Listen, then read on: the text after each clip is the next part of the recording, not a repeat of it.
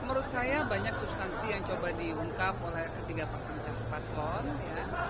Baik sebetulnya secara umum, walaupun ada satu dua masalah ketika berkaitan dengan sikap. Jadi seharusnya kan debat ini adalah ajang bagi para pemirsa di seluruh Indonesia untuk melihat apa isi kepala paslon berkaitan dengan kebijakan, berkaitan dengan regulasi, berkaitan dengan apa yang akan mereka usung menjadi prioritas kebijakan ketika nanti menjabat sebagai presiden dan wakil presiden. Nah, agak sedikit disayangkan sih bahwa kemudian suasananya menjadi sedikit rusak ketika ada persoalan cara menyampaikan debat yang tidak sesuai dengan norma kesopanan di Indonesia.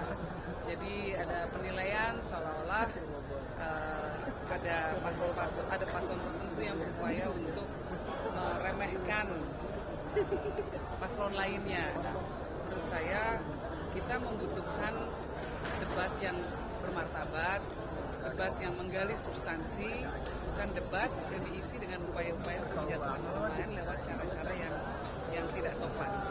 Dari TPS lihat dukungan Pak Mahfud sejauh ini dari awal sampai akhir.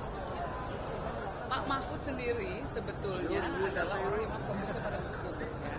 Sehingga semua hal banyak dilihat oleh beliau dari sisi hukum. Dan ini justru yang sangat kita butuhkan pada saat ini, karena kebijakan boleh macam-macam, tetapi kalau hukumnya tidak ditegakkan, tidak bisa diimplementasikan. Nah, jadi fokus utamanya Pak Mahfud selalu adalah kembali kepada implementasinya dalam kaitan apakah aturan-aturan yang memang sudah banyak sekali diterbitkan di negara kita ini bisa diimplementasikan, ya, karena kita masih melihat bahwa banyak persoalan-persoalan besar secara teori seolah-olah sudah ada dasar hukumnya, tetapi ketika dalam prakteknya kita melihat bahwa masih banyak sekali terjadi permasalahan karena apa? Persoalan penegakan hukum, konflik agraria contohnya, lalu kemudian penguasaan lahan oleh kelompok-kelompok tertentu, aset negara kita yang begitu besar dikuasai oleh kelompok-kelompok tertentu. Nah, ini soal keadilan, soal penegakan hukum menjadi fokus utama dari seorang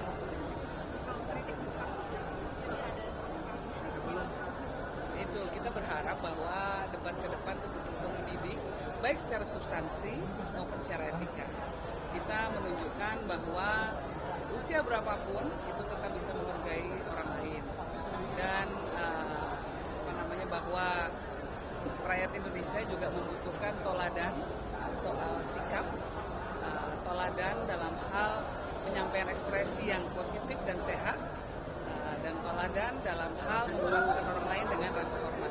Pemimpin kita harapkan ke depannya adalah orang-orang bisa menunjukkan, bisa berekspresi di ruang publik, tidak menjatuhkan orang lain, ataupun dengan secara sengaja menjatuhkan orang lain. Fokus saja pada substansi, biar masyarakat lihat isi kepalanya para paslon seperti apa, sehingga orang nanti jadi seolah-olah orang yang terjadi adalah yang saya khawatirkan setelah debat malam ini adalah orang hanya akan fokus kepada gaya, kepada karakter, kepada cara penyampaian ekspresi, bukan substansi. Nah, kita inginnya perdebatan ini adalah soal substansi. Apakah dengan demikian mempermasalahkan gimmick yang ditunjukkan Mas Gibran atau etika begitu? Nah, ini ada. Ya, itu kan kesannya melecehkan sekali ya. Menurut saya itu debat kalau dan nggak perlu seperti itu, karena tokoh-tokoh yang ada adalah tokoh-tokoh yang sudah dianggap layak oleh publik untuk menjadi wakil presiden, dan sehingga adanya rasa saling hormat, ekspresi yang penuh hormat itu menjadi penting sekali untuk ada dalam debat malam ini. Nah, kalau kemudian sengaja untuk menjatuhkan itu ya memang memberikan pelajaran politik yang kurang baik, terutama untuk anak muda. Tentu kita tidak ingin masyarakat itu menilai anak muda tidak ngerti rasa hormat, anak muda tidak punya etika. Nah, justru mereka yang merasa mewakili anak muda justru harus menunjukkan bahwa anak muda itu punya etika, anak muda itu bisa mengekspresikan dirinya dengan penuh rasa hormat kepada orang lain. Oke, siap. Terima kasih. Download Tribun X sekarang, menghadirkan lokal menjadi Indonesia.